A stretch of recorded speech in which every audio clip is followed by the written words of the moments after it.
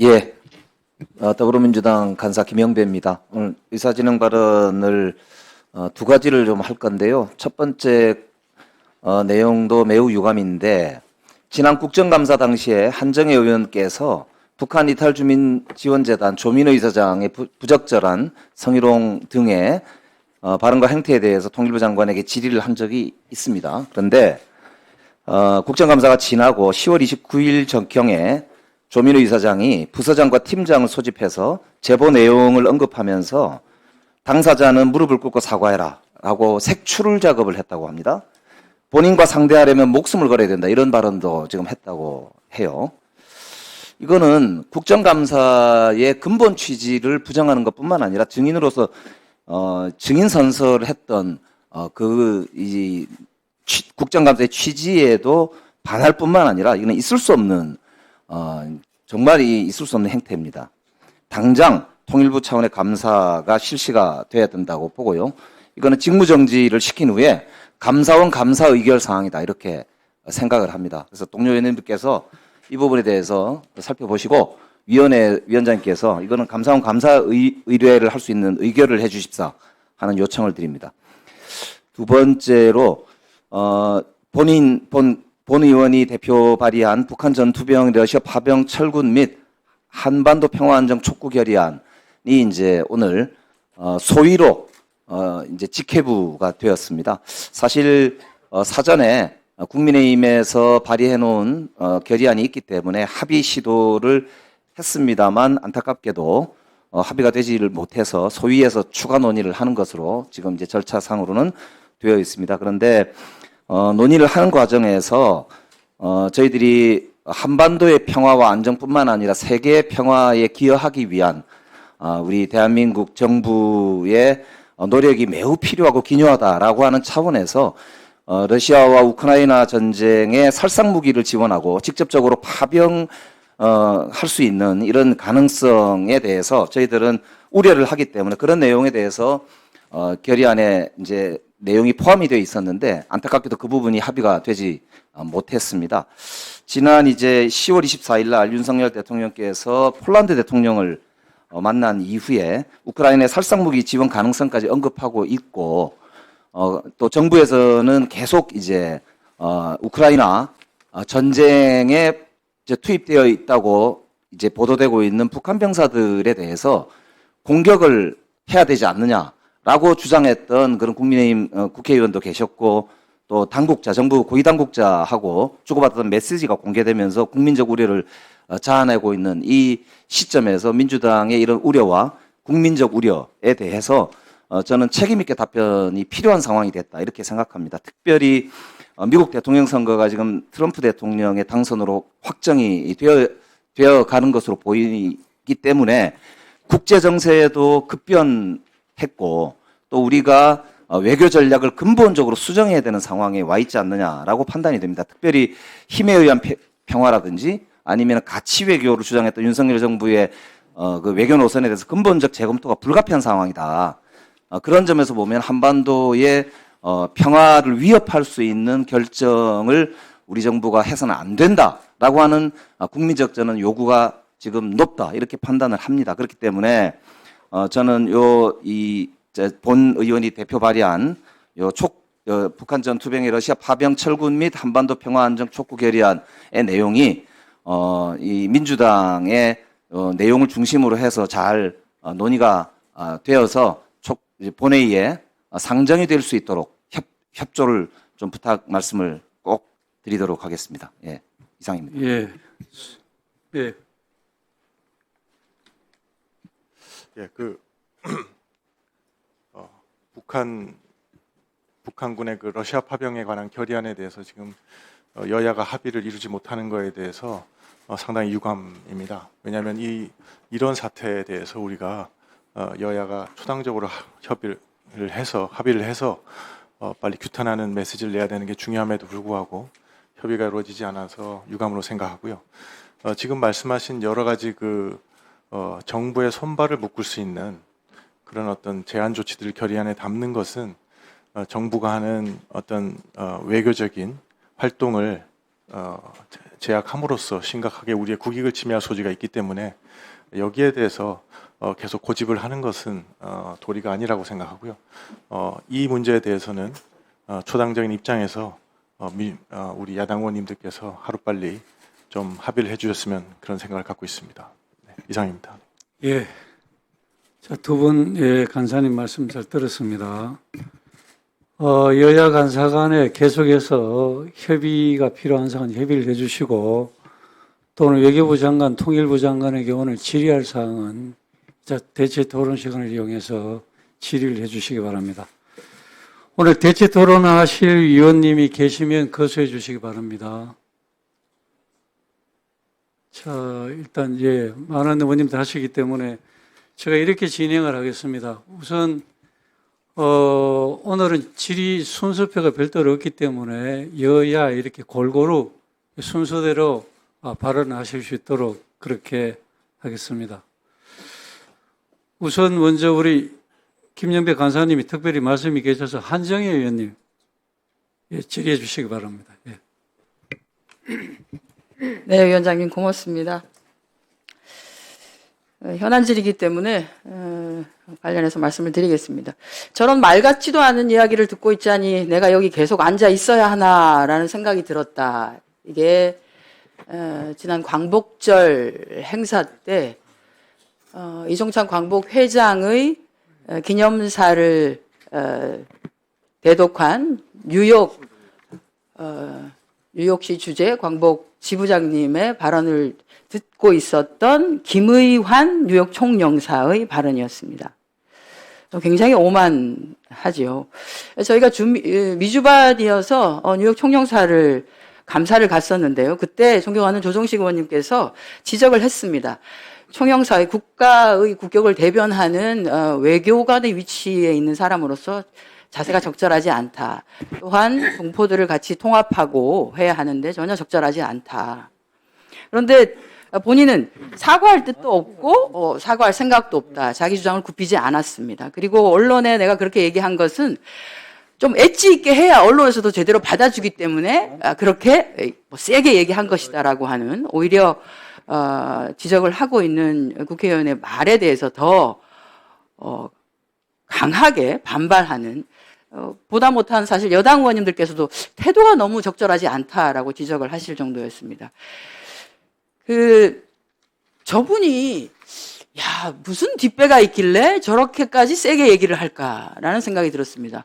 도대체 윤석열 대통령하고는 어떤 관계가 있어서 눈에 들어서 뉴욕 총영사라고 하는 자리에 올랐을까? 그런데 발견을 했습니다. 뒷배가 윤석열 대통령이 아니었습니다. 자료 좀 보내주세요.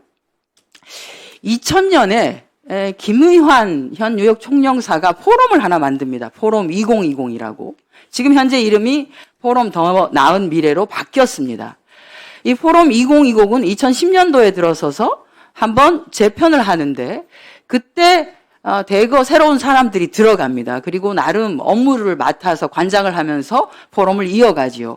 거기에 지금 현재 대통령실의 십상시 중에 한 명이라고 하는 이기정 의전 비서관이 들어갔고요. 그리고 김건희 현 대통령 부인께서 참여를 하십니다. 김의환은 뒷배는 대통령에게 잘 보여서 윤석열 대통령에게 누가 추천해서가 아니라 바로 김건희 여사가 만든 사람인 거죠. 도대체 대한민국의 대통령은 누구입니까? 국민은 윤석열을 뽑았다고 생각하는데 제가 계속 말씀드리는데 1+1이에요. 그리고 실세는 윤석열 대통령이 아닌 것 같아요. 오늘 인사전행 여러 가지에 대해서 기자회견을 하신다고 하는데 뭐가 나올까 싶기는 합니다. 도대체 지금 현재 대한민국 국정을 운영하고 있는 사람들 중에 김건희 라인은 몇 명이나 되는 겁니까? 정말 부끄럽지 않습니까? 국민이 김건희를 뽑은 것도 아닌데요. 대한민국 특히나 외교 라인이 이렇게 운영이 돼도 되는 겁니까? 그리고 정말 중요한 국정을 핵심적으로 다루어야 할 대통령실에 이런 친분으로 대통령의 부인과 친하다는 이유만으로, 함께 일했다는 이유만으로 뽑혀 들어가고 핵심이 되고 어떤 말을 해도 잘리지도 아니하고 해임되지도 않고 그냥 끝까지 버티는, 오늘 우리가 내년도 예산을 또는 법안을 얘기하기 위해서 여기에 다 모였는데요. 현실이 이렇습니다. 외교부 장관님께서는 본인이 이제 그 장관이 되시기 전에 이미 다 가 있었던 사람이죠. 그런데 이제 외교부에 오래 계셨지 않습니까? 외교부가 감당하기 어려운 상황들이 많이 벌어지고 있죠. 지금 미국 대선이 끝이 나고 정말로 전 세계는 미중유의 상태로 들어가고 있습니다. 우리가 정신을 똑바로 차리고 해야 합니다. 대한민국이 어디로 가야 할지에 대해서 정말 제대로 해야 하는데, 아니 이렇게 인사전형을 하고 있고 자기 사람을 심기 위해서 애를 쓰고 있고 문제가 있다고 생각해도 전혀 해임하거나 그런 조치도 취하지 않고 이런 상황에서 과연 공직자들이 자기 소신을 가지고 정말 대한민국의 미래를 위해서 제대로 일할 수 있겠는가라고 하는 생각이 듭니다.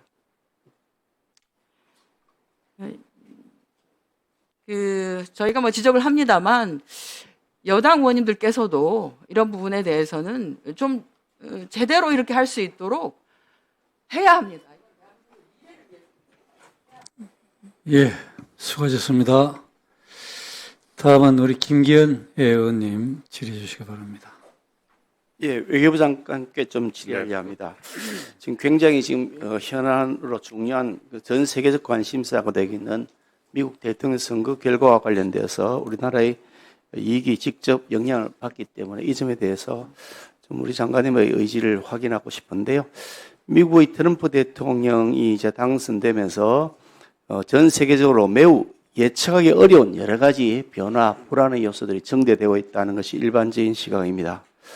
그래서 어떤 사람들은 가장 확실하게 예측할 수 있는 것은 예측 불가한 것이다, 이렇게 표현할 정도로 여러 가지 많은 우려들이 증가하고 있는데, 오늘 마침 또 윤석열 대통령께서 트럼프 당선인하고 아침에 통화를 하면서 서로 빠른 시일 내에 만나고 싶다 이런 얘기를 나눴다 그러는데, 빠른 시일 내에 트럼프 당선인과 만나서 대한민국의 국익을 정진하기 위한 논의가 필요할 것 아닌가 그런 생각을 한편 합니다. 그런데 이와 관련해서 이제 지난 10월 30일 날, 미국 현지 시각으로 10월 30일 날 한미 국방장관이 발표했던 한미 안보협의회의 SCM 공동성명에서 북한의 완전한 비핵화라는 문구가 빠져버렸단 말이죠. 그리고 이것이 이렇게 SCM 성명에서 비핵화 문구가 빠진 것은 북한이 핵 고도화했던 2016년 이후에 9년 만의 일이다. 매우 어떻게 보면 굉장히 우리로서는 충격적인 일이다 이렇게 생각합니다. 물론 이튿날 열렸던 양국의 외교 국방장관 2+2 회담 공동성명에는 한반도의 완전한 비핵화라는 문구가 포함되긴 했지만 안보협의회의 공동성명에 비핵화가 빠졌다는 것은 매우 커다란 우려를 하지 않을 수 없는 상황인 것이죠. 그뿐 아니라 제가 몇 차례 지적을 했습니다만 이번 대통령 선거를 앞두고 민주당, 공화당, 양당 다 마찬가지인데 4년 만에 새로 채택했던 정강정책에서 모두 한반도 비핵화 문구가 다 삭제되었다. 거기에다가 지난 3월에는 미국 백악관의 선임 보좌관이 한반도와 세계를 더 안전하게 만들 수 있다면 비핵화를 향한 중간 조치도 고려할 용의가 있다 이렇게 말한 바도 있었단 말이죠. 러시아의 외교부 장관 세르게이 라브로프는 9월 26일 날 자신들의 외교부 웹사이트를 통해서 북한 비핵화라는 용어는 이제 우리에게 종결된 것이다, 러시아 입장에서 이렇게 발표했을 만큼 이미 북한의 핵무장에 대해서는 사실상 기정사실을 하고 있는 것이 아닌가 그런 우려들이 계속해서 커지고 있습니다. 이 북한의 북핵 문제는 우리나라와 미국 사이에 꼭 같을 수가 없는 차이점이 있다, 저는 그렇게 생각합니다. 미국의 궁극적 목표는 핵 비핵산이겠지만 그러나 우리 대한민국의 지상과제는 북한 핵으로부터 우리 국민들의 생명과 안전을 보호하는 것이다. 그런 측면에서 미국과 우리나라는 커다란 사이가 있을 수 있는 그런 그 간극이 있다는 말씀을 지적하지 않을 수가 없습니다.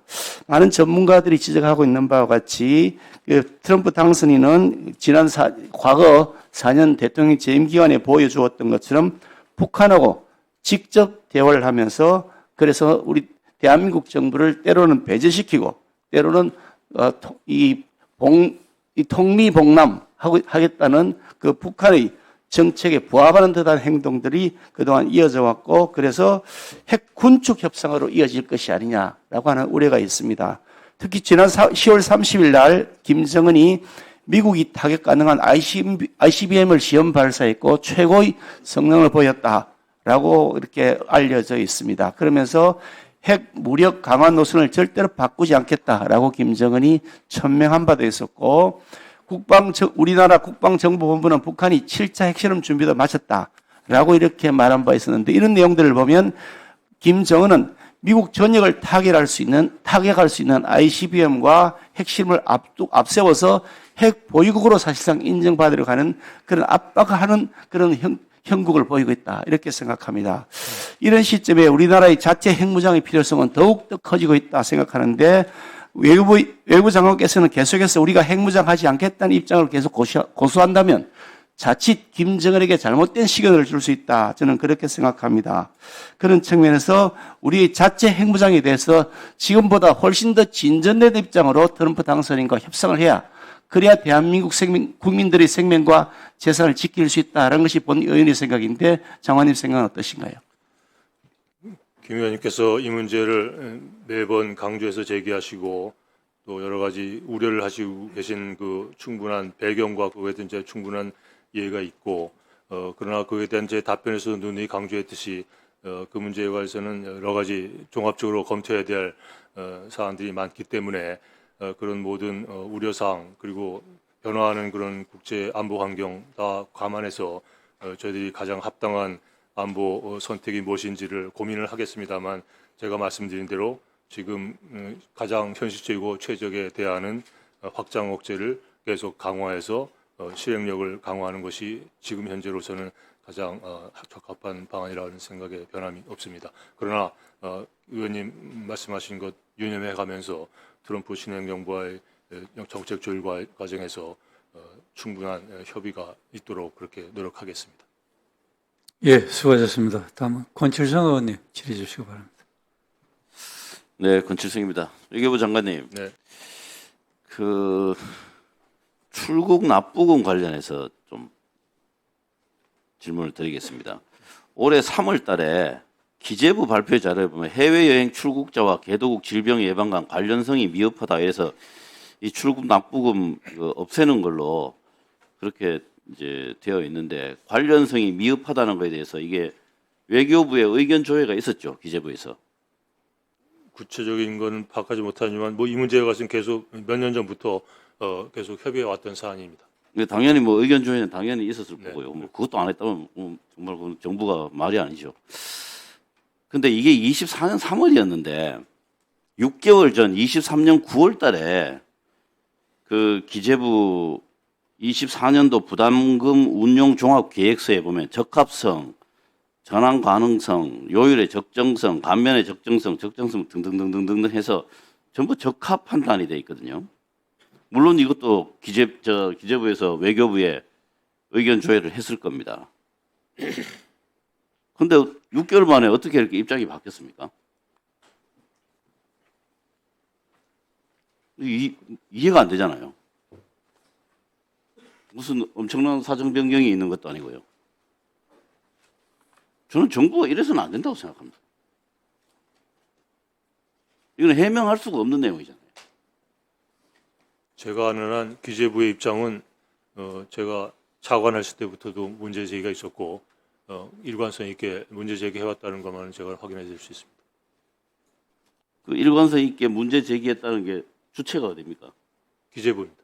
기재부에서 요구를 했는데 외교부 입장은 뭐였습니까? 아니요, 조세 원칙 국민의 조세가 아닌 부담금을 국민에게 지우는 것은 원칙적인 문제에 있어서 검토가 필요하다라는 그런 생각을 갖고 있는 것을 제가 아니 그 기재부 입장 말고요. 네. 기재부에서 외교부에 의견을 조회했을 때 외교부 입장이 지금 바뀐 거잖아요. 우리는 뭐 계속 그 필요하다고 주장해 왔고 그러나 그 원칙적인 문제 제기가 있었기 때문에 그것과 현실을 조화시킬 수 있는 방안을 몇 년 동안 고민을 해왔던 거죠. 그러면 24년 3월 달에는 그 외교부가 공식적으로 입장을 철회한 건가요? 정부 내부에서? 그렇죠. 그 일반 예산으로 그걸 보완한다라는 그런 전제 조건 하에 저희들이 그걸 수용한 겁니다. 그러니까 입장을 바꾼 거란 말씀이시죠? 그렇습니다. 예. 정부 전체가 6개월 만에 입장을 바꾸신 거네요. 그 입장을 바꿔서 이렇게 예산이 편성 자체가 이제 바뀌었다 이렇게 보면 되는 겁니까? 전체 정부의 그 부담금 조정한다는 기본 방침에 따라서 저희들이 조율을 한 것입니다. 그러면 그런 명분으로 하셨어야지. 자료가 어떻게 되냐면요. 해외여행 출국자와 개도국 질병예방관 관련성이 미흡하다 이렇게 돼 있어요. 그 이전에는 기금의 목적과 부담금 징수 대상과 관련성이 높다 이렇게 돼 있단 말입니다. 이거 말이 안 되잖아요. 지금 말씀하신 장관님이 말씀하신 것처럼 이 부담금과 이걸 또 일반 회계로 넘겨서 조세 부담을 하는 어떤 체계의 문제에 동의했다면 그건 저도 이해가 됩니다. 그런데 그게 아니라니까요. 이 발표 내용이 보면 관련성이 매우 높다고 의견이 되어 있다가 6개월 만에 관련성이 미흡하다고 되어 있어요. 이거는 정해놓은 목표를 갖고 그냥 그동안에 이야기했던 거를 다 뒤집어 엎는 거 아닙니까? 이 부분은 굉장히 잘못됐다고 생각되지 않습니까? 그래서 이걸 관련성을 문제를 가지고 검토할 사안은 아니라고 저는 개인적으로 그걸로 검토가 돼 있습니다. 기재부 자료가요. 다시 살펴보겠습니다. 살펴볼 게 아닌 거예요. 이런 식으로 하면 이렇게 중국국으로 그냥 소신 없이 부처가 답변을 하면 되겠습니까? 그 다음에요. 저번 현안 질의 때, 그 확정 판결, 일본군 위안부 할머니 확정 판결에 대해서 집행 절차 송달 거부하고 있는 것에 대해서 좀 검토하시겠다, 이렇게 답변을 하셨어요. 혹시 뭐 검토 좀 하셨습니까? 검토하겠다고 답변 드리지 않았는데요. 검토해서 보고하겠다고 하셨습니다. 제가 보고 있습니다. 그것은 이미 일본이 그 상고를 포기하고 해서 종결된 사안은 제가 알고 있습니다. 아닙니다. 검토해 보고하겠다고 하셨고요. 이게 뭐를 뭐냐면 송달을 거부하고 있거든요. 내용을 잘못 모르시는 건데요. 집행 절차가 지금 진행 중인데 송달 거부해서 집행이 안 되고 있어요. 그래서 이 부분을 행정부가 집행을 하지 않으면 2011년 8월 달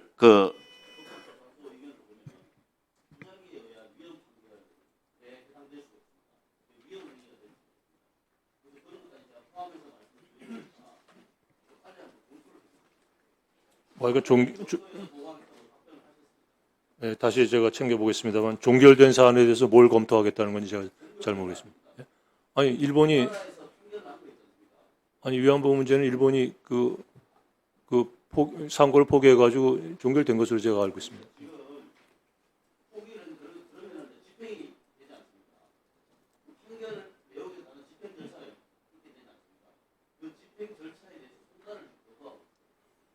절차적인 문제 뭐가 남아있는지 제가 챙겨보겠습니다. 예. 예, 수고하셨습니다. 다음 김기용 의원님 질의 주시기 바랍니다. 예, 간사님. 대구 중구난구 김기웅입니다. 외교부 통일부다 관련된 사안이긴 한데 외교부 장관님께 일단 질문을 드리겠습니다. 좀 전에 우리 김기현 의원님께서도 얘기를 하셨는데 다 아시다시피 트럼프 후보가 이제 거의 당선되는 거로 정해지면서 우리 국민들 걱정이 많이 큰 것 같습니다. 네. 대체로 이제 아까 말씀드린 대로 여러 가지 외교 안보적인 것도 있고 경제적인 것도 있고 방위 분담금 여러 가지 하여간 여기저기서 언론에서도 많은 또 우려를 제기하고 있고 그래서 그동안에 아마 충분히 이 경우에 대한 대비를 해오신 걸로 알고 있고 준비가 되어 있는데 제가 드리고 싶은 요지는 두 가지입니다. 첫째는 빠른 시일 내에 정부에서 국민들이 걱정하시지 않도록 지금 환율도 오르고 하니까 이렇게 해나가겠다 해서 국민 불안이랄까 좀 덜어드릴 수 있는 정부의 입장을 좀 밝혀서 국민들을 좀 안심시킬 필요가 있겠다. 이게 하나 제안 드리는 거고요. 이 과정에서 하나 저희가 뭐 구체적인 거는 입장을 밝힐 수가 없고 미국하고 이제 행정부랑 조율을 해야겠지만 적어도 저희가 우리 정부가 지켜야 할 기본적인 가치나 원칙이 있을 겁니다. 예를 들면 과거에 이제 북미 간의 첫 회담을 할 때 예를 들어 국방부 차관도 계시지만은 한미합동 군사훈련은 미국이 일방적으로 정하는 건 아니거든요. 한미가 협의해서 어떻게 할 것인가도 정해지는 거고 서로 입장이 있고 조율을 해야 되는 것이지 지난번처럼 우리랑 뭐 전혀 얘기도 안 하고 일방적으로 가서 뭐 하겠다 안 하겠다 뭐 줄이겠다 이렇게 얘기하는 일이 있어서는 안 되겠다.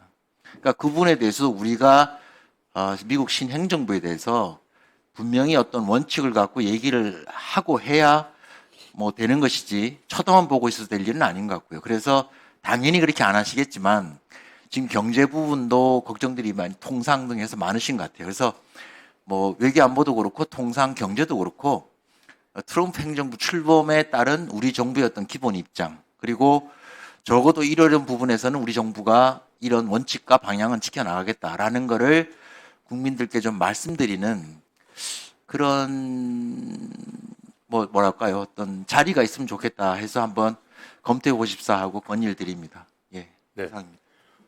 우선 오늘 아침에 대통령께서 당선인하고 통화를 하셨는데 우선 선두그룹 트럼프 당선인이 외국 정상과 통화한 선두그룹 속에 우리 대통령이 포함되어 있다는 사실 자체가 한미동맹에 대해서 새 당선인이 얼마나 중시하고 있는지를 보여주는 상징적인 일이라고 저는 생각을 하고요.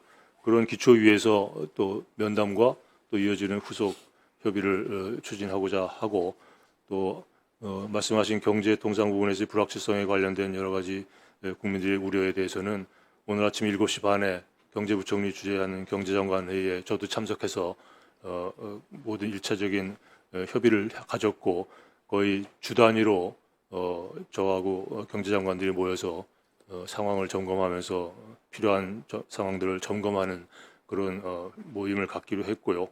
또 뭐 당연히 저희들이 신정부 출범할 때까지 2달 동안 우리 주도로 우리 안보 문제와 경제 문제를 에 관한 메시지를 다듬고 또 필요한 인맥과 채널을 통해서 전달을 할 것이고요.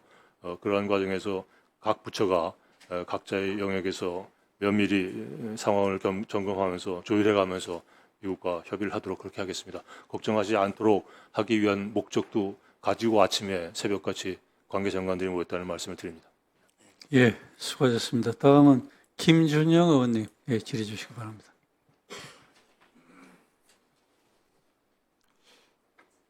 네, 민주평통과 통일부에 관한 지적을 하나 하고 본 질문에 들어가겠습니다.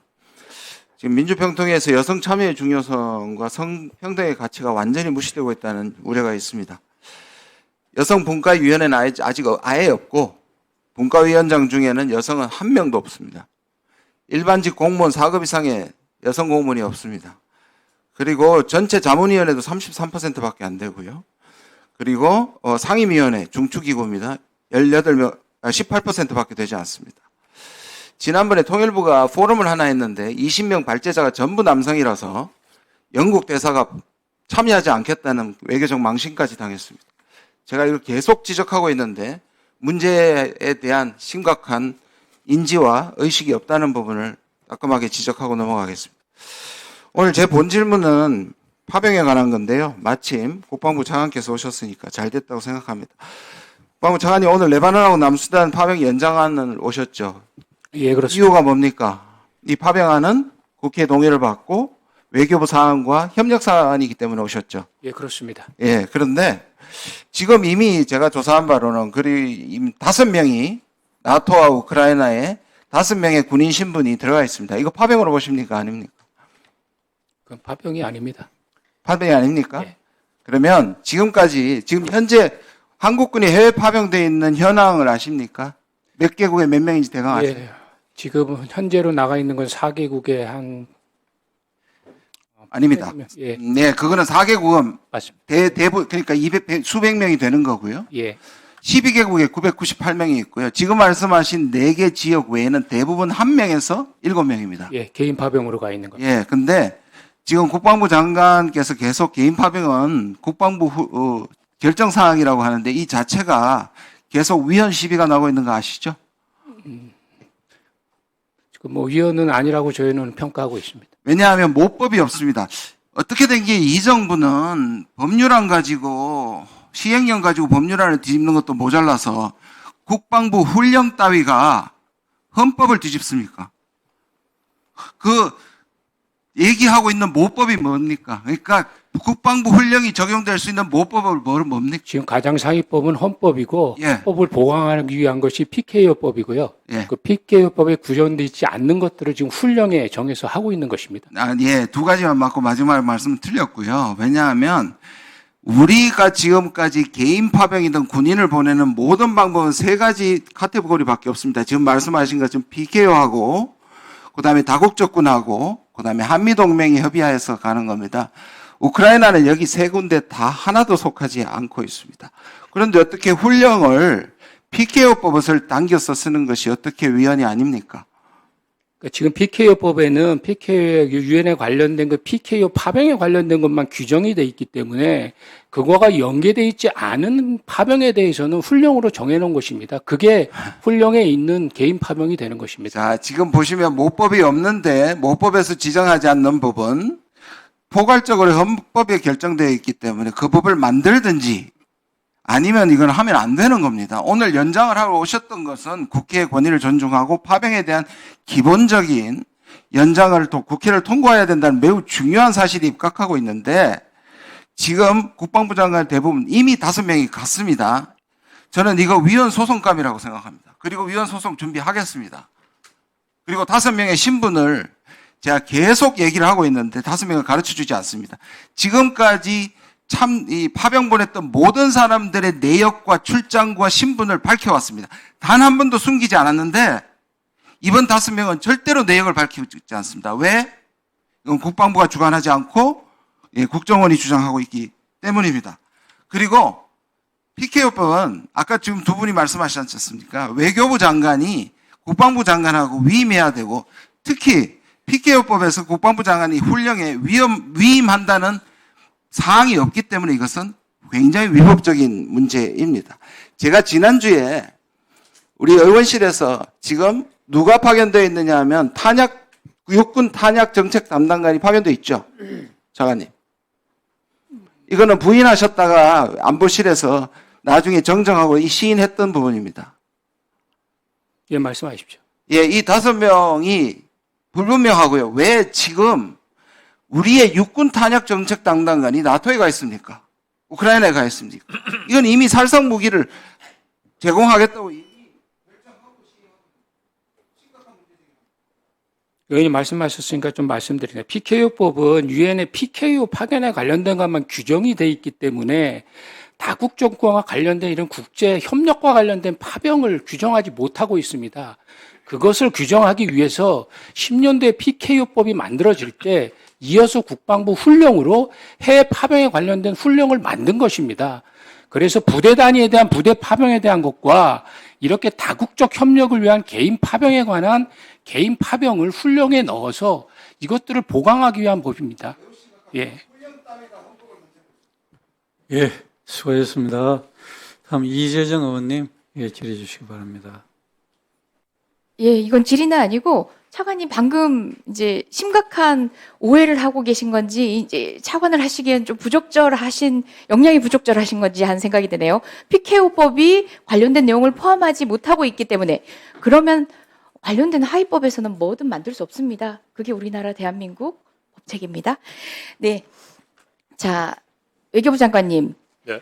이스라엘이 이렇게 얘기했던 평화유지군 뒤에 하마스가 숨어 있나요? 우리 동명부대 뒤에 하마스가 숨어 있나요? 아니죠. 이스라엘이 하는 얘기에 동의한 적이 없습니다. 네, 이스라엘에 하는 얘기에 동의한 적 없죠. 지난 국감 때 제가 이스라엘에 무기 수출하느냐 했더니 외교부 장관님께서는 장관님이 아시나 없다 이렇게 말씀하셨죠. 네. 오늘도 같은 입장이십니까? 제가 그렇게 알고 있습니다. 네, 방산천장은 그 이후에 어떤 무기 수출 제한과 규제를 한 적이 없다라고 했습니다. 방산청에서도 사실상 뭐 관련된 부품이 수출되고 있는 것 등은 인정을 하고 있는 겁니다. 제한이- 무기에 대한 제한이 수출 없는 것과 이외에 수출이 이루어지는 건 다르죠. 네, 수출 이외, 제가 수출합니까? 라고 물었습니다. 자, 수출 이외의 무기 이전이나 뭐, 양도 대여, 뭐, 이런 부분에 대한 총괄적인 문제가 아울러 저는 포함되어 있다고 봅니다. 결과적으로 이스라엘의 무기 수출이 되는 문제도 마찬가지고, 우크라이나의 뭐, 양도나 대여가 되는 것, 이전이 되는 것도 마찬가지고, 어떤 방식으로 간에 이 이스라엘 전장만 놓고 봤을 때는 우리 동명부대 파견되면 우리나라가 수출한 것으로 만들어진 무기가 우리 동명부대를 공격하게 되는 그런 상황도 초래할 수 있는 겁니다. 제가 아까 제안 설명, 가자지구에서 즉각적인 영구적인 휴전 촉구 결의안을 제안을 하면서 드린 외교의 일관성도 최소한 우리가 우리한테 총부리를 겨누는 방식으로 외교와 또 국방정책을, 무기 수출 정책을 취하면 안 되겠죠. 지금 그렇게 우스꽝스러운 상황에 놓인 겁니다. 우리 김준영 의원님 말씀하신 것처럼 증거를 가지고 얘기하시면 그렇게 맞는 예, 5명이 이미 사망을 했고 부상자도 있고 관련된 시설의 파괴도 상당합니다. 이 부분에 이스라엘의 태도 변화는 전혀 보이지 않고 있습니다. 그래서 동명부대 파견 동의안, 저는 뭐 유니필의 얼마나 힘든 상황에서 열심히 그 역할을 했는지도 인정을 하고 그 부분에서 우리나라가 역할을 한다는 것도 충분히 동의를 하지만 이 상황에서 이스라엘에 취해야 될 입장, 그리고 또 우리가 무기 수출이나 이전 등에 관련해서 전혀 통제할 법안을 갖고 있지 못하다는 현실을 한 번 더 점검하는 계기가 되었으면 합니다.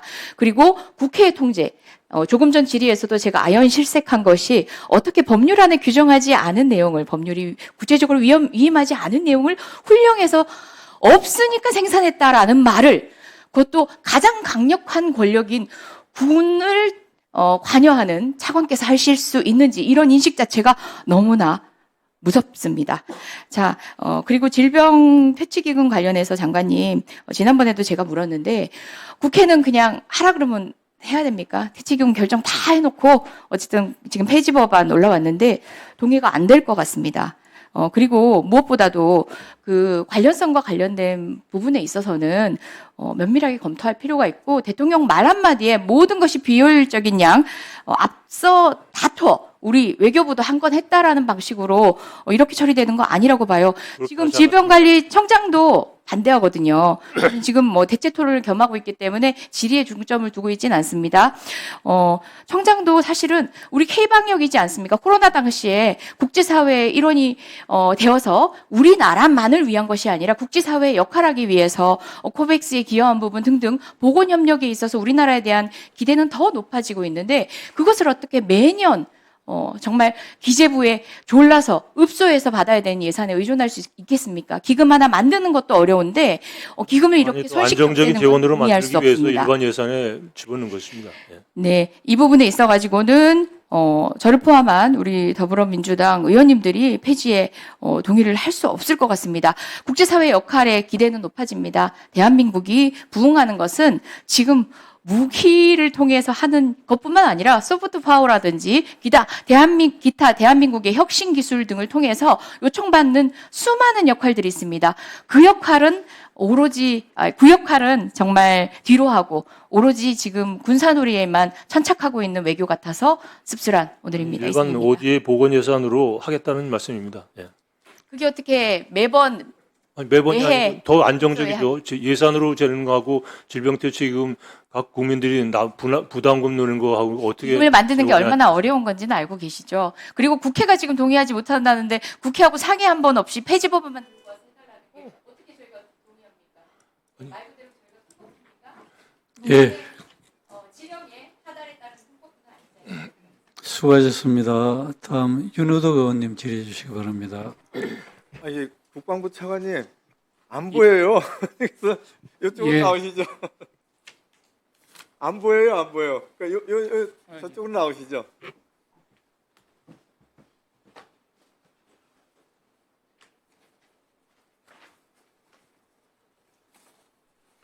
예, 국방장관님, 차관님 예, 차관입니다. 오랜만입니다. 예, 오랜만에 뵙겠습니다. 예, 우리 동명부대에 대해서 예. 레바논에서 이스라엘군이 미사일로 공격하고 그런 적은 없죠. 예, 없습니다. 근데 다른 그 평화 유지군이 몇 명 이렇게 다치고 그랬죠. 지금 현재 5명 정도가 부상을 입은 걸로 확인했습니다. 이게 확전이 되면은 우리 동명부대도 위험해질 수 있고 그런 상황이 될 수 있잖아요. 예, 뭐 그것이 지역이 확정이 되면 그런 것까지는 가정을 해야 될 거로 봅니다. 예, 뭐 참 무사히 임무를 수행했으면 좋겠어요. 예.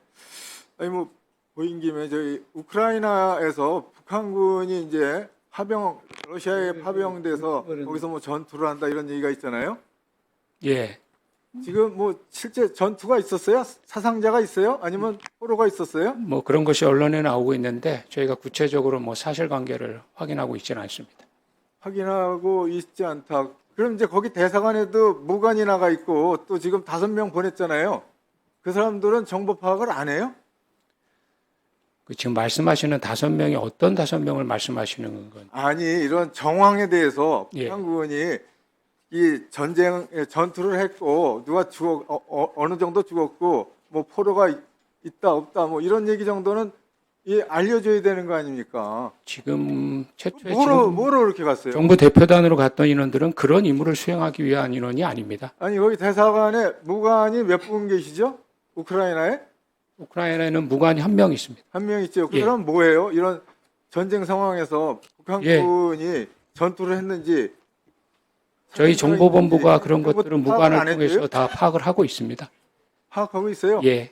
또 외교부 장관님 네, 그쪽 대사관으로부터 이런 전황에 대해서 보고를 받죠.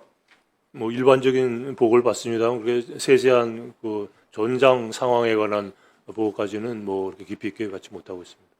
그럼 외교부 장관님도 거기 대사관으로부터 이제 정보 보고를 받고 또 국방부 차관 얘기를 보면은 아직은 이제 북한군이 우크라이나군하고 전투가 아직 이뤄진 거는 같지 않네요.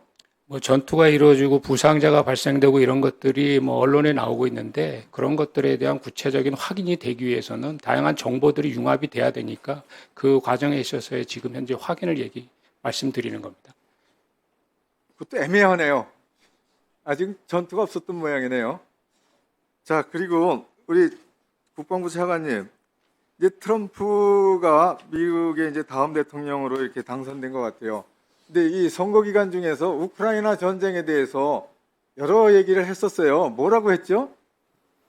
예, 뭐 저희가 알기로는 뭐 당선이 되면 뭐 하루 만에 우크라이나 전쟁을 끝낼 수 있다 이런 발언을 한 거로 알고 있습니다. 예, 저도 그런 기대를 하고 있습니다.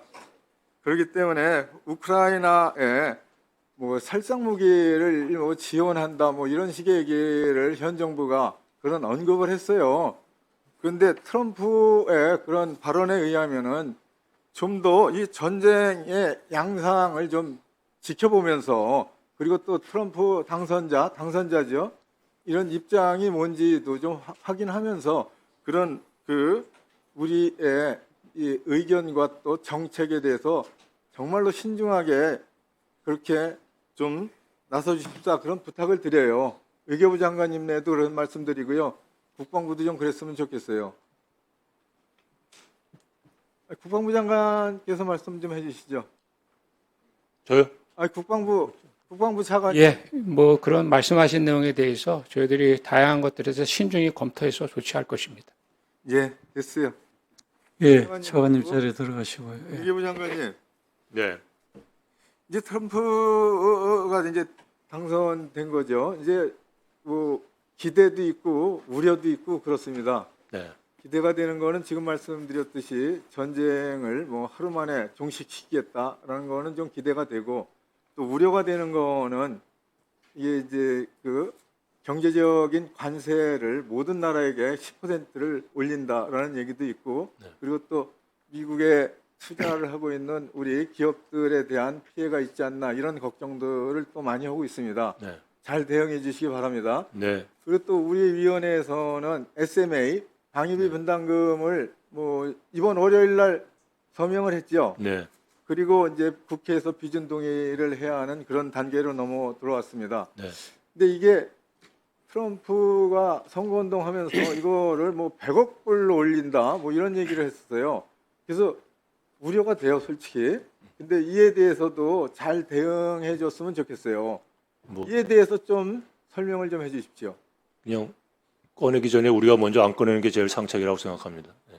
예, 그런 자꾸 얘기가- 우리가 먼저 문제를 얘기해서 걱정거리를 만들면 어텐션이 가는 것이고 그걸 또 부추기는 결과가 될 수 있으니까 조용히 신속히 처리해 주시기를 부탁드립니다. 예, 그거는 국회에서 신속히 처리하겠습니다. 그리고 또 이게 다 드러난 사안이기 때문에 이 외교부에서 외교적 노력을 잘 해 주십사 하는 부탁을 드릴게요. 네. 네, 저도 국제 질병 퇴치 기금에 대해서 조금 얘기하고 다음 주제로 넘어가 보도록 하겠습니다. 그 국제 질병 퇴치 기금이 이제 지원을 했던 게 백신 개발 및 보급이지 않습니까? 그게 뭐 코이카에서 하는 뭐 다른 나라의 고속도로나 뭐 이런 걸 인프라를 까는 거랑 굉장히 다릅니다. 팬데믹 때 이 지원을 받았던 기관들은 사실 굉장히 큰 역할을 했고 앞으로 팬데믹을 예방하기 위해서 개발도상국에서 질병이 퍼지지 않게 만드는 굉장히 중요한 안정망 역할을 하는 이제 기금들입니다. 그랬을 때 이제 이게 장관님께서는 아까 얘기하셨을 때 국민 세금 부담 완화를 명분으로 하시면서 보건의료 ODA를 부담 완화가 네. 아니라 조세 세금에서 써야 될 돈을 네. 그런 식의 모금을 통해서 하는 것이 조세 원칙에 맞지 않는다. 그게 이제 기재부 입장입니다. 왜 우리 질병 퇴치 기금을 그 이노베이트 파이낸스 모델이라고 부르는지는 아시죠? 합니다. 네. 네.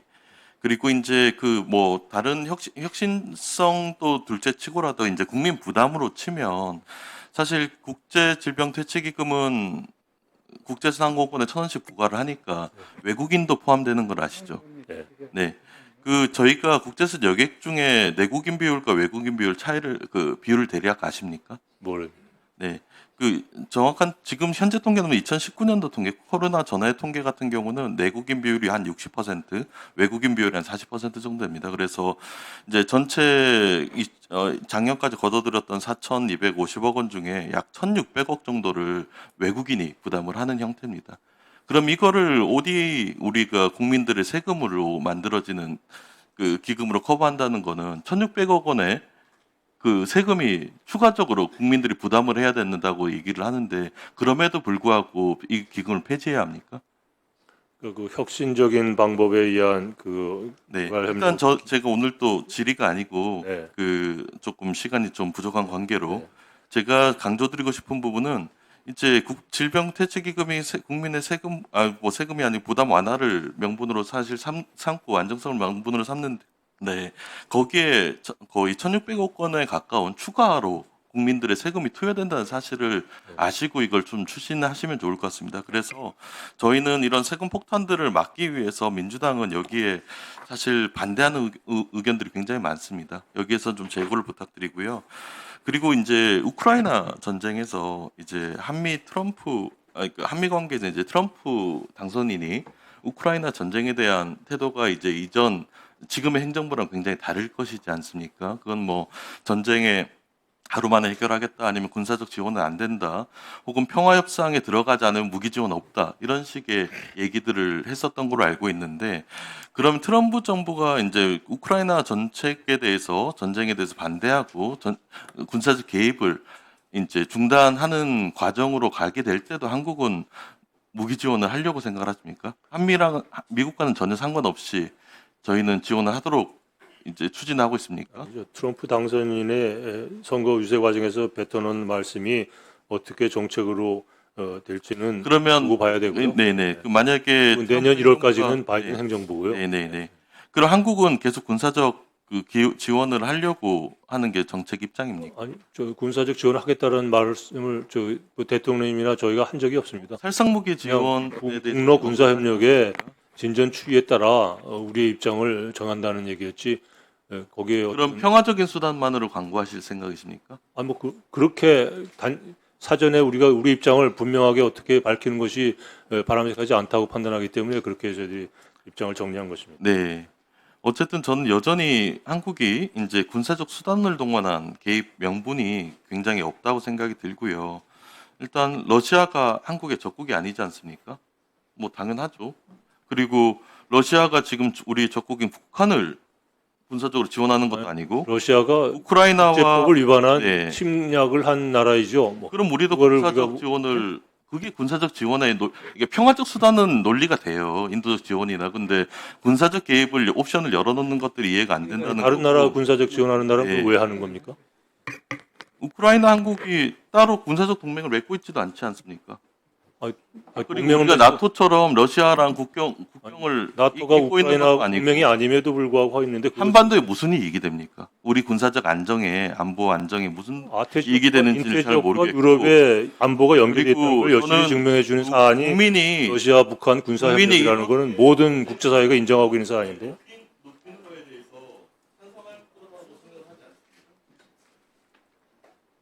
예, 수고하셨습니다. 다음은 우리 양 간사님이 남았는데 김영배 간사님 먼저 하시죠. 예. 예, 국방부 차관님. 네, 차관입니다. 예, 우크라이나에 우리 군인 신분의 5명이 아까 갔다고 돼 있는데요. 공식 이름이 뭡니까? 참관단이라고 지난번에 언론에서 본 것 같은데 맞습니까? 대표단입니다. 대표단. 예. 그럼 단장이 있겠네요. 단장이 누구예요? 그 개인적인 것에 대해서는 제가 뭐 말씀드리기 좀 그렇습니다. 개인적인 게 아니죠. 대표단이면 정부 공무원 아닙니까? 예. 공무원이 이제 어떤 직위가 어떤 목적으로 왜 갔다 이게 없는 출장은 없잖아요. 예산 세금을 써서 출장 간 거 아닙니까? 대표단이라면서요? 예. 그러니까 단장이 누굽니까? 단장은 저희 정부 요원들 중에서 편성을 해서 갔고요. 그게 개인적으로 누군지에 대해서 임무 그러면 좋습니다. 대표단의 임무가 뭡니까? 대표단은 현재 관련된 우크라이나 관련된 상황에 대한 정보를 공유하는 것이 주 목적인 걸로 알고 있습니다. 그러면 대표단이라고 하는 게 앞에 명칭이 있을 거 아니에요? 무슨 대표단이 무슨 대표단이에요? 그냥 한 측 대표단으로 저는 명칭을 알고 있습니다. 알고 있는 게 아니라 지금 국방부가 주관해서 보냈을 거 아닙니까? 차관이 모르시면 누가 합니까? 그걸 국방부가 주도해서 보내지 않았습니다. 아, 그럼 어느 부처가 주도입니까? 그는 뭐 다른 정부 부처에서 주도가 됐고 저희 그러면 외교부 장관님? 외교부가 주관했습니까? 아닙니다.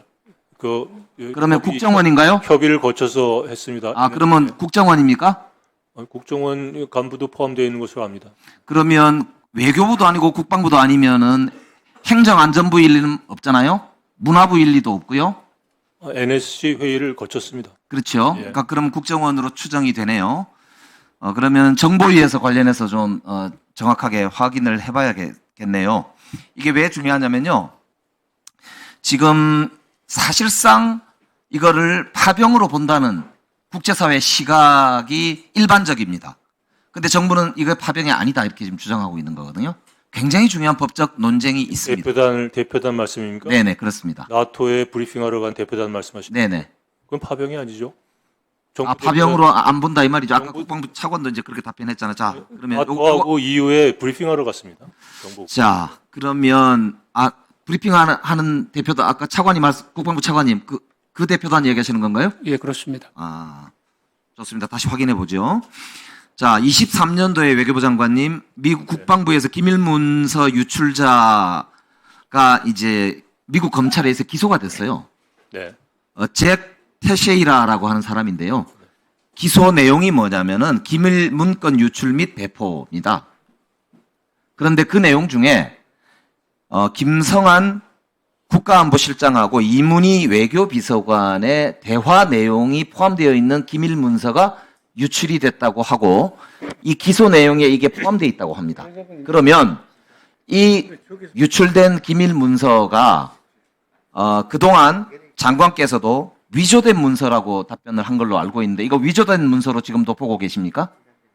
저는 답변한 적이 없고 아마 제 전임자가 예. 했다면 모르겠습니다만. 위조된 문서로 보세요, 장관님? 위조가 아니라 뭐 사실과 다른 부분이 있다는 것으로 제가 위조 문서는 아니다는 말씀이죠. 그거는 모르겠습니다. 그러면 이 내용이 뭐냐면 이런 거예요. 우크라이나 군이 사용할 155mm 포탄을 우크라이나 측에서 사용해야 되는데 미국 정부가 그 포탄 지원을 요구하고 있다. 그런데 한국 정부는 전쟁 중인 국가에 치명적인 무기는 제공하지 않는다는 원칙을 갖고 있어서 고민이다. 그래서 김성한 국가안보실장이 미국의 목표가 우크라이나에 빨리 포탄을 주는 것이니까 폴란드에다가 33만 발의 포탄을 판매하는 형식으로 하면 어떠냐? 라고 제안하는 내용이 담긴 이 문서라는 거거든요. 이미 2023년에 이렇게 우크라이나 전쟁의 살상 무기를 지원하자라고 하는 국가안보실장과 외교비서관의 대화가 녹취, 그러니까 비밀 문서로 미국 검찰에서 기소된 그 불법 유출되었다라고 하는 그 내용에 포함되어 있다 이 말입니다. 윤석열 정부는 이미 살상 무기를 2023년도부터 사실상 우크라이나에 제공하는 것을 방침으로 하고 있다라는 게 확인되는 겁니다. 이게 지금. 그 정부가 지금 부인하고 있는 거죠. 이거 확인해봐야 돼. 이거 큰 문제입니다. 이거야말로 국정농단에 해당할 수 있습니다. 어떻게 생각하십니까? 내용의 진위 여부를 지금 확인할 수 없는 상황 아닙니까? 내용의 진위 여부는 이제 수사라든지 이런 걸 확인을 해봐야 되겠죠? 사법 절차가 진행 중인 것으로 알고 있습니다. 예. 수고하셨습니다. 다음 김건희 의원님, 질의해 주시기 바랍니다. 예, 국민의힘 김건우 의원입니다. 외교장관님. 네. 지금 북한이 러시아로부터 원하는 게 첨단 군사 기술 맞습니까? 뭐 그러리라고 추측을 합니다만 예단할 증거는 없습니다. 네. 그래서 만약에 러시아가 북한에 첨단 군사 기술을 제공하면 그것은 바로 우리 국민의 안전을 위협하는 결과가 되지 않겠습니까? 그렇게 판단하고 있습니다. 예. 그래서 우리 정부가 그것을 막기 위해서 러시아에 대해서 절대 그런 일이 없어야 된다고 경고하고 있는 것은 사실이죠. 네. 예. 그렇게 하면서 심지어 공개적으로도 러시아가 그런 행동을 하게 되면 우리도 대응 조치를 취할 수밖에 없다. 이런 입장을 지금 계속 표명하고 있는 거지 않습니까? 네. 예. 그래서 그렇게 우리가 입장을 표명할 때 러시아의 반응은 무엇입니까? 반응을 무반응이라고 생각하시는 게 좋겠습니다. 제가 아는 공개 자료를 봤을 때 제가 아는 러시아의 반응이라는 거는 우리가 북한하고 협력하는 건 제3자의 이익을 해치지 않는다. 그런 입장을 계속 최소한도 그 대외적으로는 밝히고 있지 않습니까? 그건 달리 말 제3자라고 하면 거기서는 아마 우리 대한민국을 얘기할 것이고 네. 그래서 쉽게 말해서 우리가 러시아가 북한의 그 첨단 군사 기술을 지원한다든가 하는 그런 우리의 안보를 해치는 그런 행위를 할 때는 우리도 대응 조치를 취할 수밖에 없다. 그런 경고가 일종의 억지력으로 작용하고 있다고 생각 안 하십니까? 러시아의 행동에 대해서 최소한의 억지력으로. 그런 기대를 가지고 저희들이 하고 있습니다. 예. 그래서 지금 그런 상황인데 우리가 그렇게 했을 때 러시아가 발칵 놀래서 반응하는 것이 한국이 이 살상 무기를 우크라이나에 지원하면 그건 자기들 참을 수 없다. 이런 얘기를 한 적이 있지 않습니까? 네. 그래서 일종의 그것이 서로의 행동을 좀 억제하는 그런 상황으로 지금 가는 게 현실이지 않습니까? 네. 예. 그런 현실에서 우리가 대응하는 여러 옵션 중에서 어떤 거는 하지 않겠다고 국회에서 결의를 한다든가 이렇게 하는 것이 우리 정부 외교를 도와주는 일이라고 생각하십니까? 그렇게 생각하지 않습니다. 네. 그래서 거기에 대해서는 일단 우리 정부의 외교 활동, 그다음에 러시아가 북한의 군사 기술을 전달해서 우리 국민의 안전을 위협하는 것을 막기 위한 우리 정부의 외교를 돕기 위해서는 분명하게 북한의 러시아 파병에 대해서 규탄하는 명확한 결의안이 나와야 된다고 생각하지 않으십니까? 좀 그렇게 생각합니다. 마치 북한과의 대화를 위해서 제재를 해제해야 된다고 주장하는 것과 비슷한 논리라고 저는 생각합니다. 네. 그래서 이상 다음엔 국방부 차관께 질문드리겠습니다. 이번 SCM에서 북한의 비핵화라는 문구가 빠진 것은 왜 빠진 겁니까? 예, 저희들이 평가할 때는 전체적인 문구 안에 그걸 있고 이번에 저희들이 한 것은 한미 일체형 확장 억제라는 이 개념에 대해서 핵 기반으로 하는 한미 동맹이라는 그 기본 기조가 본문에 녹아 있었기 때문에 사실 그것을 함의하고 있다고 저희들은 평가를 하고 있습니다. 네. 그러니까 한미 국방당국 사이에서의 협의에서도 북한의 비핵화가 우리의 목표라는 데 대해서는 추호도 의심할 필요가 없이 그것이 우리 입장이라는 것은 아직 그런 공동의식 공유하고 있는 거죠. 예, 그렇습니다. 예. 그래서 그렇다 그러면은 이번에 SCM 협상에서 그런 거를 담지 않아서 우리 국민들, 우리 언론에 이런 오해가 생기게 된 것은 뭐 제가 잘한 거라고는 생각되지 않는데 어떻게 생각하십니까? 예, 뭐 그런 평가가 있다면 저희들이 다시 한번 살펴보겠습니다. 그래서 앞으로 그 SCM 문안 협의 과정에서는 꼭 외교부하고 협의를 잘 하셔서 이런 실수가 좀 없도록 아니면 이런 오해가 일어나지 않도록 좀 그렇게 해주시겠습니까? 예, 그렇게 하겠습니다. 네, 이상입니다. 예, 수고하셨습니다. 혹시 추가로 질의하실 의원님 계십니까? 예, 세 분 알겠습니다. 그러면 우리 김영배 간사님, 잠깐만 있어보자. 여기는 안 계시죠? 그럼 윤호덕 의원님 먼저 하시고, 김준영 의원님 하시고, 우리 김영배 간사님 하시고. 예, 하시죠. 예. 간단히 하겠습니다. 이 코이카의 3분입니다. 시간은 3분. 외교부 예. 장관님, 코이카의 ODA 사업이 네. 금년도에 9월 말까지 집행률이 46.4% 정도더라고요. 작년에는 한 62%, 63% 정도 집행률이 있었어요. 이런 추세로 가면은 대체로 한 30% 정도가 불용되고 또는 이월되거나 그럴 것 같아요. 그리고 사업을 보니까는 이게 잘하는 사업은 있는데 또 엉망인 사업들이 있고 또 내년에는 신규 사업들이 제법 들어가 있어요. 이걸 잘 분류하고 또 심사해서 제가 본의원 생각에는 한 20% 정도 삭감을 해야 된다라는 의견을 가지고 있습니다. 예산 심사할 때 잘 들여다보겠습니다. 제가 알기로는 절차적인 문제 그런 것 때문에 좀 늦어져서 아마 연말까지는 대부분 집행이 될 것으로 제가 보고를 받았습니다. 그렇게는 이게 도저히 안 돼요. 이제 3, 4분기가 됐는데 50%도 집행이 안 됐어요. 그럼 마지막에는 그냥 막 써버리기 때문에 오히려 아니요, 그게 아니라 상대국의 사정 때문에 지연되는 것들이 많아가지고. 이제 심사하면서 제대로 들여다보겠습니다. 그리고 이제 재해동포청이 재단에서 청으로 승격됐는데 오히려 동포무 전담 인력이 여러 그 공간에서 아예 없어져 버렸어요. 이게 한 7개 정도는 이렇게 파견을 해야 되는데 이 인원과 예산이 좀 확보돼야 돼요. 이거는 한 7억 정도 이렇게 확보하도록 하겠습니다.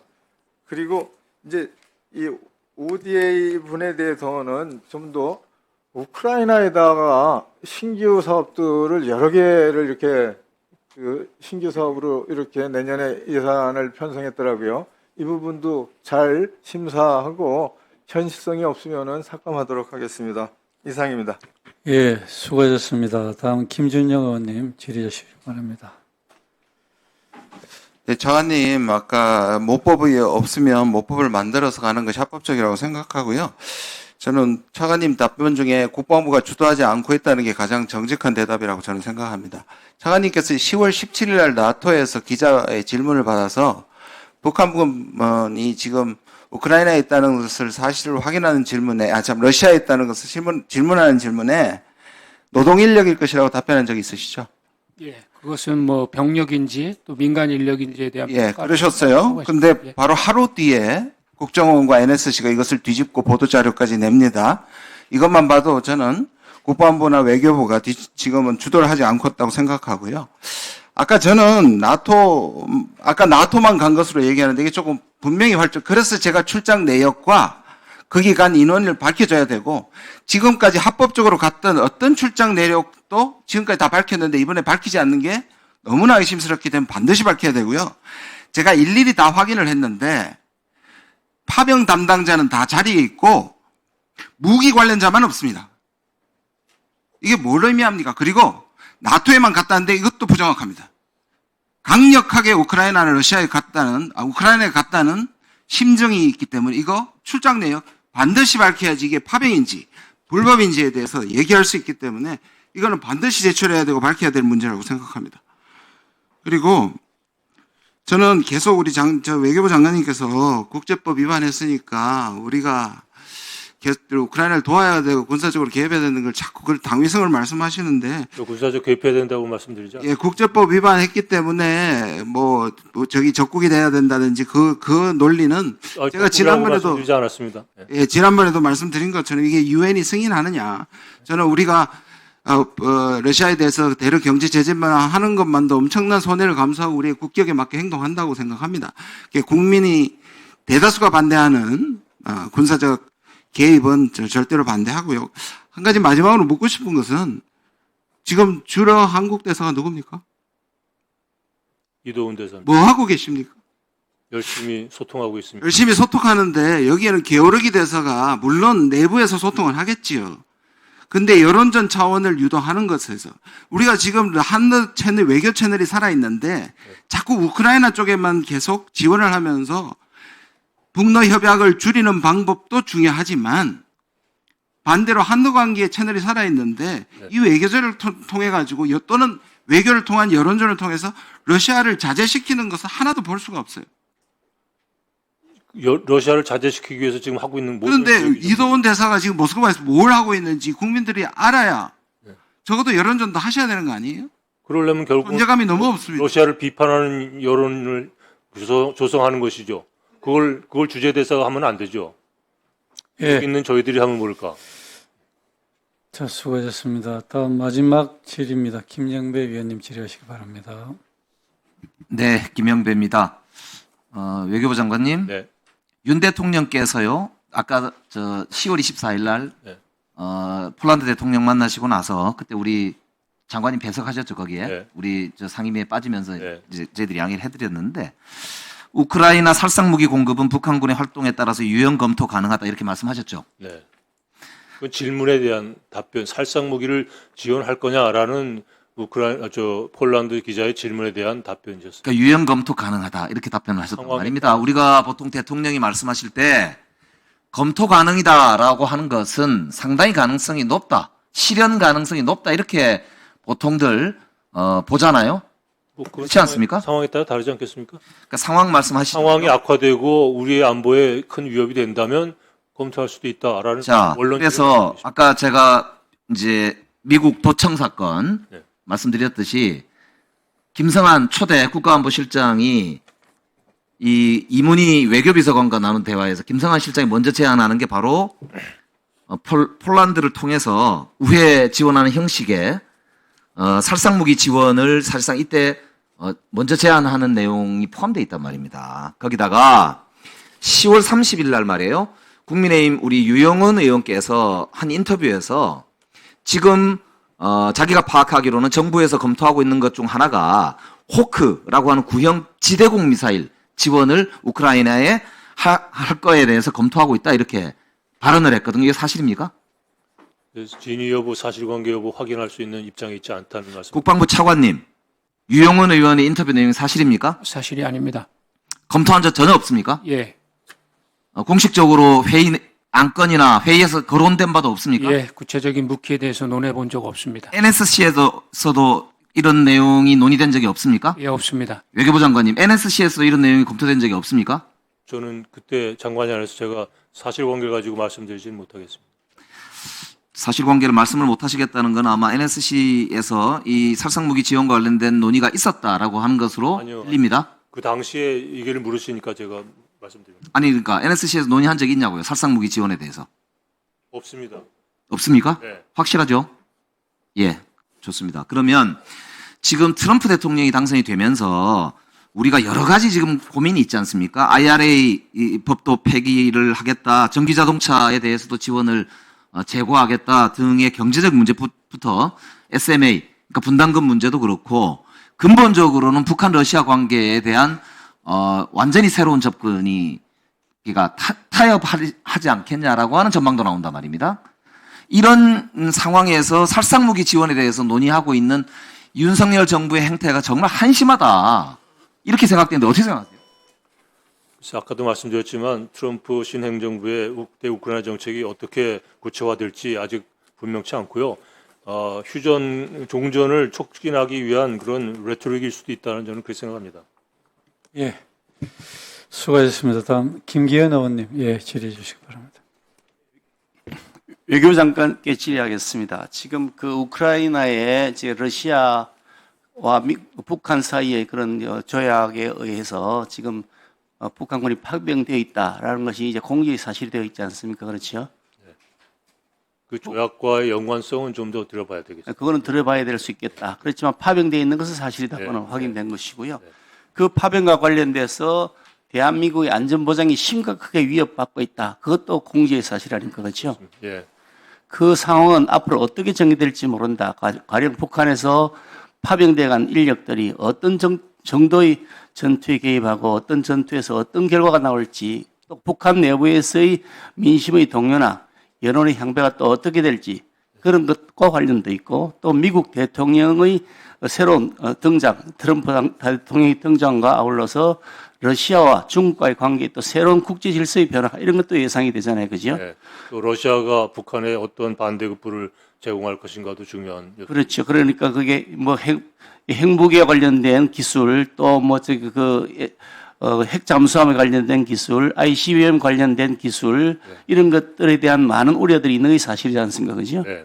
또 그와 관련돼서 러시아가 북한에게 많은 자금을 또 주게 되는 것도 사실이잖아요. 그죠? 네. 이런 상태에서 우크라이나에 대한 북한의 파병이 대한민국의 안전보장을 어떻게 해줄지 모르는데 우리가 손발을 묶고 가만히 앉아 있다. 그러면 그야말로 무책임한 정부 아닙니까? 그렇게 생각합니다. 할 수 있는 모든 정보를 입수해야 되는 것이고 현지에서 어떤 일이 이루어지는지 제3자를 통해서 들어야 됩니까? 우리가 확인해야 됩니까? 뭐 두 가지 다 해야 되겠죠. 그렇죠. 제3자를 통해서 들어야 되지만 그것만으로 우리가 신뢰할 수 없으니 우리가 확인할 수 있는 모든 방법을 통해서 확인하는 것이 당연한 책무 아니겠습니까? 그렇습니다. 거기에 대해서 만약에 필요하다면 지금보다 더 가관된 조치가 필요할 수도 있잖아요. 그죠? 필요하다면 해야 되겠죠. 그게 대한민국의 안전보장을 지키는 것이니까 네. 그렇기 때문에 지금 여러 가지 가능성을 열어놓고 봐야 되는 것인지 우리는 어떤 경우에도 손발을 묶어놓고 가만히 있겠다라고 판단한다면 그건 무책임하기 짝이 있는 정부 아닙니까? 그렇게 생각합니다. 그래서 여러 가지 가능성을 놓고 얘기하는 과정 속에 뭐 살상무기 놀이 같은 것도 앞으로의 전개 상황에 따라서 우리가 완전히 닫을 수는 없는 것이지만 현재 검토하고 있는 것은 아니다. 이런 차원 아닙니까? 그렇죠? 그렇습니다. 그러니까 그걸 관련해서 우리가 아무것도 하지 말자고 지금 얘기한다 그러면 그것은 대한민국 국민들의 생명을 포기하는 것이나 마찬가지다. 저는 그런 생각을 가지고 있습니다. 다만 이런 여러 가지 행동을 함에 있어서 국제사회에서의 일원으로서의 책임 또한 대한민국의 지도자로서 해야 될 역할, 국민의 생명과 안전을 지키기 위해서 어느 것이 가장 적절한 것인지 그것은 가장 고도의 전문성을 통해서 판단해야 되는 것이죠. 네. 그에 더해서 우리가 할 수 있는 여러 가지 수단들을 공개적으로 시그널을 줌으로써 북한과 러시아의 보다 더 긴밀한 관계라든지 쓰시죠. 1분. 들에 대한 제지도 될 수 있는 측면이 있는 것이죠. 그렇습니다. 이상입니다. 예, 수고하셨습니다. 우리 김건희 의원님, 질의해 주시죠. 예, 국민의힘 김건희 의원입니다. 외교장관님, 네. 지금 우리 존경하는 김기현 의원님 말씀하신 연장성산에서 제가 계속 질문을 하겠습니다. 네. 제가 알기는 러시아가 첨단 군사 기술을 다른 나라에 잘 제공하지 않습니다. 네. 그 중국한테도 잘 제공하지 않았고, 그래서 그런 걸 지금 북한이 강렬하게 원하고 있는데, 북한이 원하지만 러시아가 그거를 제공하게 되면 러시아의 국익에 반할 가능성이 있습니다. 왜냐하면 북한은 그 기술을 얻으면 그걸로 무기를 개발해서 그거를 판매하고 각 지역에 그 테러리스트에게 주기도 하고 뭐 이렇게 해서 국제 정세를 관리할 수 없을 정도로 만들 가능성이 있지 않습니까? 네. 통제가 안 되는 나라지 않습니까? 사실 네. 북한은 러시아 입장에서 봐도 중국 입장에서 봐도 그렇고, 그래서 그거를 주고 싶지 않고, 또 우크라이나 전쟁이 끝나면 러시아의 미래는 대한민국하고 와 있지 않겠습니까? 네. 러시아가 경제를 다시 살리고 이렇게 하려면 한국하고도 관계를 갖다 회복하고 개선하고 이게 또 러시아의 목표지 않겠습니까? 네. 그런 상황에서 우리가 이제 소위 우크라이나에 대한 지원에 대해서 여러 가지 옵션을 갖고 있다는 신호를 보내는 것이 러시아로 하여금 북한의 첨단 군사 기술을 지원해 달라는 압박을 받을 때 뭐 이거 하고 싶은데 우리가 하고 싶은데 지금 우리가 이렇게 하면 한국이 이렇게 할 수도 있으니까 이런 것 때문에 지금은 좀 곤란하다든가 하여튼 하나의 또 그런 효과가 날 수 있지 않겠습니까? 그래서 그런 여러 가지를 생각해 봤을 때 우리가 뭐는 안 하겠다, 뭐는 절대 하지 않겠다 이런 입장을 밝히는 게 우리가 결국은 그 러시아의 그 대북 첨단 군사 기술 지원을 막는데 하등의 도움이 안 되는 거고 사실은 조금 이런 어떤 국제 관계 측면에서 봤을 때는 좀 잘 하지 않는 일이라고 생각하는데 네. 거기에 대해서 장관님 어떻게 생각하십니까? 의원님 생각과 전적으로 같습니다. 네, 이상입니다. 예. 자, 우리 김영배 의원님, 예, 마지막 1분, 예, 발언해 주시기 바랍니다. 외교부 장관님, 네. 러시아 북한 관련해서 이런 이야기가 있습니다. 그러니까 한국 정부가 지금 러시아 우크라이나 전쟁에 대해서 국정원 차장도 가고 이러면서 먼저 북한 군이 파병되었다는 소식도 선도적으로 전하고 뭐 이러면서 오히려 미국 민주당 정부가 불편해했다. 이런 이야기가 있고요. 해리스 후보 입장에서는 자기 선거에 트럼프의 공격을 받음으로써 불리했다. 그래서 굉장히 불편했다. 이런 이야기도 들리는 게 있었고요. 트럼프 대통령 당선자 입장에서는 한국 정부가 노골적으로 본인이 러시아 북한 전쟁을 이제 그 우크라이나 전쟁을 빨리 끝내겠다라고 하는 입장을 가지고 있는데 거기에 정면으로 반하는 행동을 나서서 하는구나. 그러니까 그러다 보니까 결과적으로 한국 정부가 이후에 러시아 우크라이나 북한 문제 포함해서 패싱될 가능성이 높다. 이런 또 우려가 나오고 있습니다. 이런 문제 제기에 대해서는 어떻게 생각하세요? 뭐 제가 워싱턴 가서 2+2 회담도 했고 한미 양자 장관 외교장관 회담도 했고 거기서 충분히 모든 것에 우리가 조율돼서 해야 된다는 데 공감대가 있고 전혀 그런 불만이나 그런 표시 없었습니다.